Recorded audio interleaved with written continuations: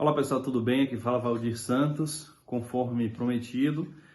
Toda semana eu vou encaminhar um vídeo, vou publicar um vídeo falando sobre um tema relacionado com concursos públicos. E vocês podem fazer nos comentários outras perguntas, sugerir outros temas ou pedir para complementar alguma explicação, alguma coisa que vocês não tenham entendido. E nesse vídeo de hoje a gente vai falar sobre o edital. É muito comum a gente ouvir as pessoas dizerem assim, o edital é a lei do concurso. E as pessoas repetem isso até o dia em que percebem que podem ser prejudicadas por um edital que fira a lei, um edital que seja ilegal, ou que desrespeite um princípio constitucional, e isso lhe atingindo, você vai perceber que o edital, na verdade, não é lei. A Constituição, em momento algum, quis dar ao edital o nível de importância que se dá a uma lei, seja ela municipal, federal ou estadual. O artigo 37, inciso 1º da Constituição, ele fala em lei, por exemplo, quando ele fala a respeito da estipulação dos requisitos para acesso ao cargo público. Isso está muito claro no artigo 37 da Constituição Federal. Mas as pessoas costumam repetir que o edital é a lei do concurso. Não.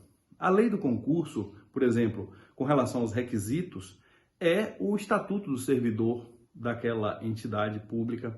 Pode ser o regime jurídico, no caso do governo federal, o regime jurídico único, que é a Lei 8.112, pode ser a lei estadual que trata dos servidores, ou pode também ser o estatuto de uma carreira específica. Também pode ser estipulado requisito para participação em concurso público em leis que regem carreiras, independentemente de serem no serviço público ou na iniciativa privada. Por exemplo, a lei que estabelece a formação para medicina, para psicologia, para direito, para administração. Essas são leis que devem ser cumpridas tanto pelo setor público quanto pelo setor privado, porque são profissões que exigem uma formação específica, independentemente de o edital trazer ou não trazer essa informação. Claro, é conveniente que o edital repita essa informação que consta da lei. Mas o que o edital não pode fazer? Inovar. O edital não pode inventar, por exemplo, que você vai ter que ter uma formação complementar específica, uma especialização, quando a lei não estabelece essa especialização.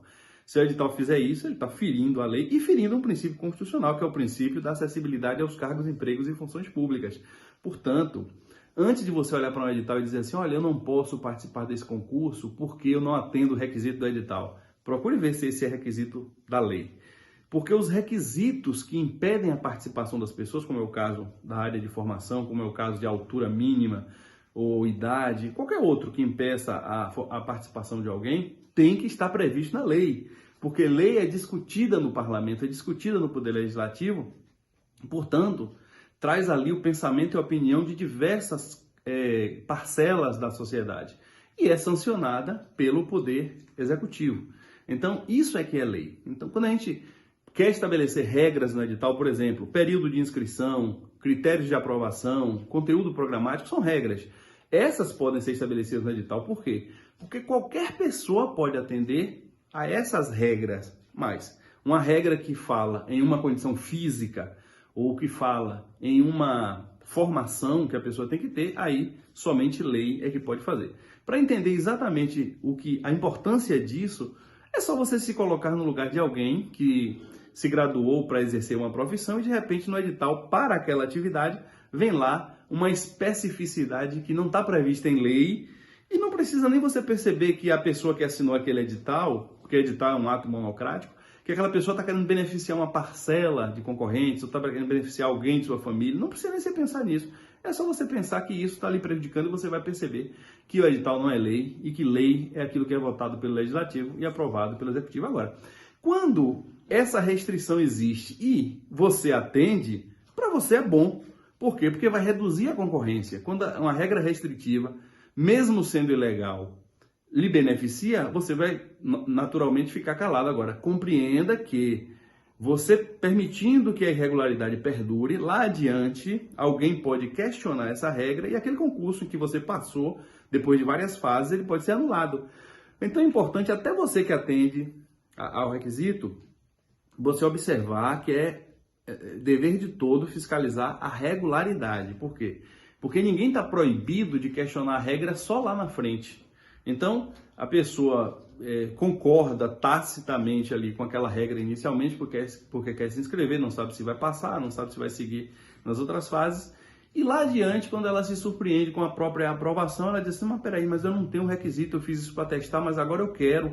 E esse requisito é ilegal. Essa pessoa pode questionar, ninguém pode dizer assim, você assinou o seu pedido de inscrição dizendo que concordava com as regras. Não, você não muda um princípio constitucional com sua assinatura, não muda o que está previsto na lei com a sua assinatura. Você não tem o poder de fazer isso. Não é porque você aceitou tacitamente que o ordenamento jurídico se transformou em relação a você, a regra vai ser diferente. Não, não pode ser assim. Então, esse negócio de dizer assim, agora que já passou o período de impugnação do edital, eu não posso mais. Pode. Você pode, porque você não podia prever que aquilo ia lhe atingir. Por exemplo, se for uma regra indevida, incorreta, fora da lei, uma regra que contraria a lei, dizendo que você tem que estar, por exemplo, até determinada classificação, dentro de determinado grupo de aprovados, e você não tem como prever que vai estar dentro desse grupo, você não vai questionar antes que isso aconteça. Então, quando se materializa o prejuízo, é que nasce, de fato, a razão para que a gente impugne aquilo. Eu estou falando sobre esse assunto hoje porque no grupo de WhatsApp teve uma pessoa que perguntou se seria exigida a carteira do Conselho Regional de Administração para um determinado concurso. Ora, esse concurso ao qual a pessoa se referia é um concurso que não é para a área específica de administração. Se fosse, nem precisaria existir isso no edital. Por quê? Porque já existe uma lei que rege a carreira de administrador, que é a Lei 4.769, uma lei antiga, da década de 60, e essa lei lá estabelece que é necessário ter formação em administração para aquela atividade. Mas esse cargo sobre o qual falávamos é um cargo de agente de tributos, que passou a ser de nível superior, mas a própria lei que fez isso, que é uma lei estadual, estabeleceu que é qualquer área de formação. Então não pode o edital ir vir fazer uma exigência diferente disso, porque se enquadra exatamente nessa ideia que eu estou falando agora. Então, por exemplo, já que não é para administrador, não pode exigir a carteira de registro no Conselho de Administração, até porque se criaria uma situação esdrúxula. E aquelas outras áreas de formação de nível superior que não tem uma lei própria que estabelece uma formação? Quer dizer, pessoas que não são da área de administração, de direito, de engenharia, de arquitetura, que não têm uma legislação própria, mas têm nível superior, essas podem, sem ter registro em conselho, já que não existe conselho, e a exigência do conselho é só para uma parcela dos candidatos, isso fica uma coisa estranha também, né? Bom, se você tem alguma dúvida sobre esse assunto ou outro relacionado com o concurso, entre em contato, manda mensagem através dos comentários e a gente vai responder as suas dúvidas. Se você perceber que tem irregularidade no edital, mesmo que você atenda, eu recomendo. Tente corrigir isso para você não sofrer prejuízo lá na frente, mesmo você não sofrendo prejuízo no começo. Mas para você que vai passar, é importante que exista regularidade na tramitação do concurso.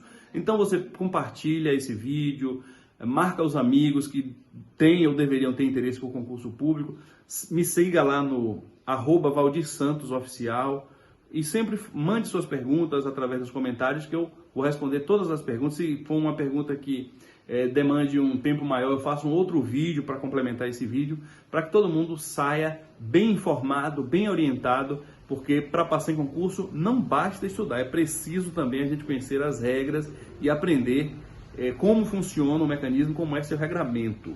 Mas sobre como estudar, nós também faremos outros vídeos ao longo das próximas semanas. Um grande abraço, obrigado para todo mundo aí pela audiência.